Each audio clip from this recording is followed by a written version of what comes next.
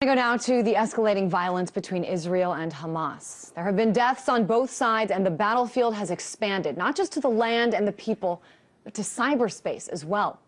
The Israeli Defense Force has been live tweeting much of the action, including this. The IDF has embarked on an operation against Hamas, an Iranian proxy responsible for terror attacks on Israel, #Iran, #Gaza. Later on, they announced the deaths of Hamas military leader with a three-word tweet: Ahmed Jabari eliminated.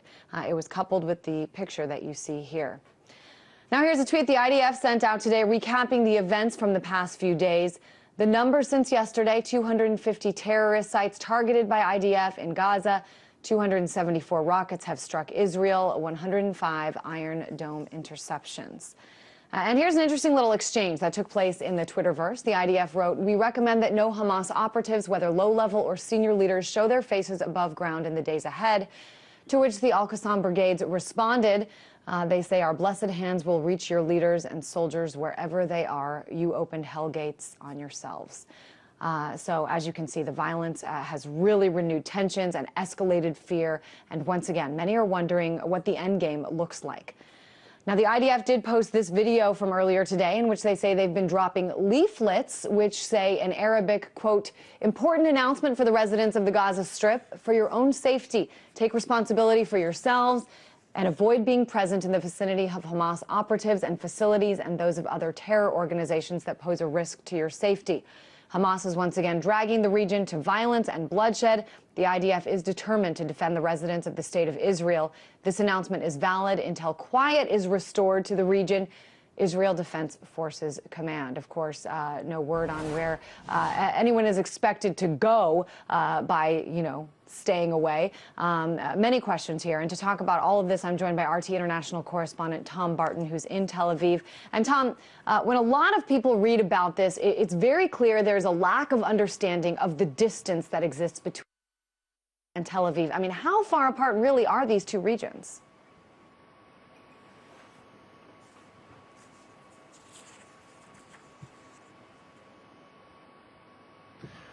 Well, just a few hours ago, Christine, there was a very real demonstration, an example shown of actually they are. We were sat in our office here in Tel Aviv preparing for a live broadcast when the air raid sirens went off. And we were all at first very shocked to hear those air raid sirens. What are they doing going off in Tel Aviv? This is about 60 kilometers roughly from the very closest point in the Gaza Strip. And then a few seconds later, some loud bangs and two rockets fired. One of the militant groups in Gaza has, not Hamas, another one, has claimed responsibility for those rocket launches. They hit very close to Tel Aviv. They didn't cause any casualties, but it has sent a shockwave of real surprise and fear through the Israeli population, and that echoed very quickly throughout the Twitterverse and social networks. And as many people reacted to this, the IDF just being the most official of those voices, many people expect this to be perhaps a catalyst for an escalation in Israel's attack on Gaza. A very good point, that we wanted people to understand that these are not two very far apart, distant lands. These are neighboring regions. Talk to me, Tom, about the mood in the city right now.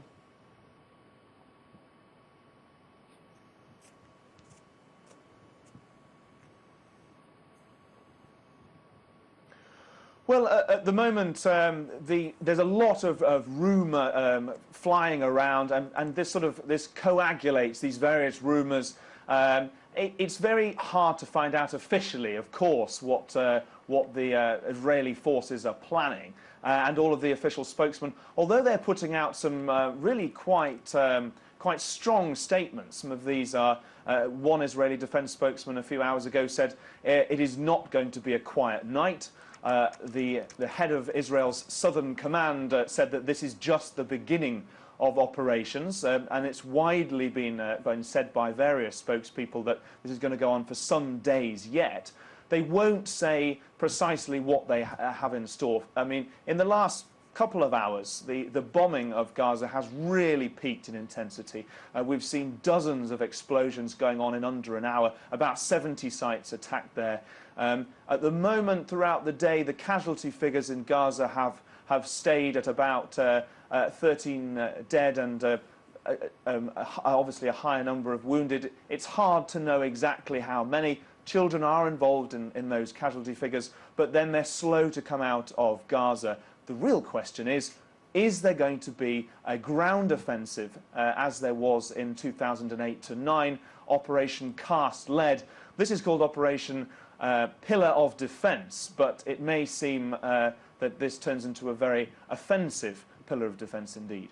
Tom, we're showing some video right now, a heart-wrenching video of a BBC Arabic employee's 11-month-old son killed by shrapnel during one of Israel's air raids in Gaza.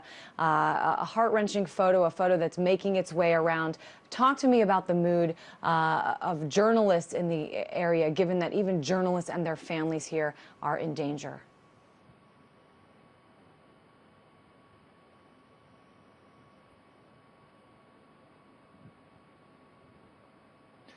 Yes, well, of course, earlier we were discussing the social media battle, the Twitter war, whatever you want to call it, and it's all very well having discussions and debates and strong statements on social networks, but it only takes one interview or one photo like that of a man who was working to try and just present the facts on the ground there, losing his baby son and seeing those emotions. It really is something like that.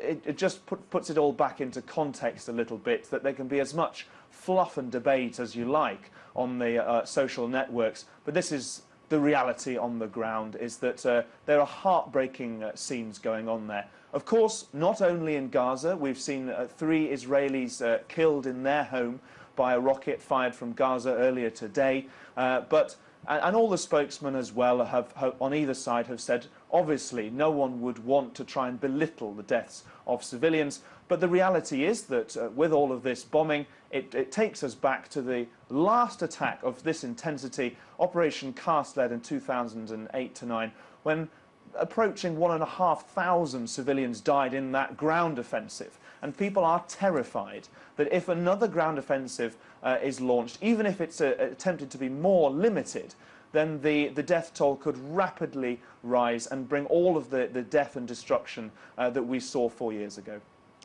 RT correspondent Tom Barton in Tel Aviv, please stay safe out there. Thanks for your reporting.